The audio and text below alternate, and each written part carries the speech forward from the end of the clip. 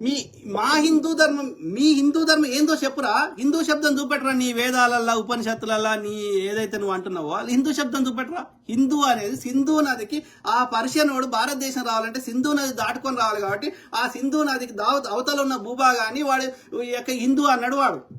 ఇప్పటికి కూడా మీరు పర్షియాలో ఉండేటువంటి వాళ్ళ యొక్క పాటలు కానీ అన్ని వినండి, వాడు హెచ్తోడు వలుకుతాడు. ఈ సంస్కృతంలో ఆ యొక్క వాళ్ళని వ్యతిరేకించేటువంటి ఈ జొరాస్ట్రియన్లు సంస్కృతంలో ఎస్తోడు వలుకుతారు. వీడు ఎస్తోడు అంటాడు, వాడు హెచ్తోడు అంటాడు అంతే. వీడు సింధు అంటే వాడు హిందూ అన్నాడు అంతే. అంతకు మించి ఇక్కడ నీ చూపెట్టు, నీ వేదాలు చూపెట్టు హిందూ, నీ రామాయణంలో చూపెట్టు హిందూ శబ్దం.